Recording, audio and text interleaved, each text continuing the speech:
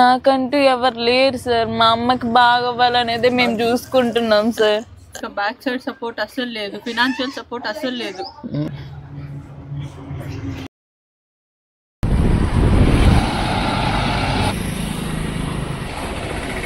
ఆమెకేంటి కళ్ళు పచ్చగా ఉన్నాయి? జాండీస్ వచ్చినాయి సార్. జాండీస్ వస్తాయా? ఫస్ట్ క్యాన్సర్ ఉంది సార్ మా అమ్మ. క్యాన్సర్ ఉందా? జాండీస్ రాకముందే క్యాన్సర్ ఉంది ఆమెకి? అది వచ్చిన తర్వాత క్యాన్సర్ వచ్చిందా? క్యాన్సర్ వచ్చాక జాండీస్ వచ్చినాయి సార్. మీ నాన్నగారు ఏం చేస్తారు? చనిపోయారు సార్, లేరు. హార్ట్ అటాక్ వచ్చి చనిపోయా? ఏం సాయం కోరుతున్నారు మీరు? మాకంటూ ఎవరు లేరు సార్. నేను అక్క అమ్మే ఉన్నాం సార్.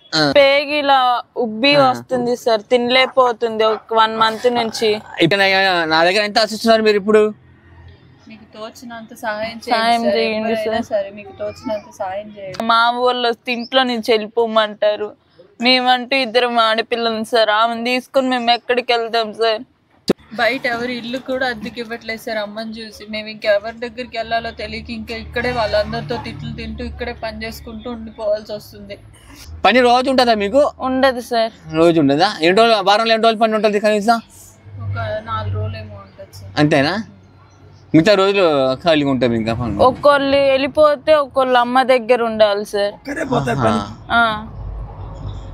అప్పుడప్పుడు 2 వెళ్తాం. అంటే 2 కలిసి పనికి వెళ్తారు కదా? అప్పుడప్పుడు 2 వెళ్తాం.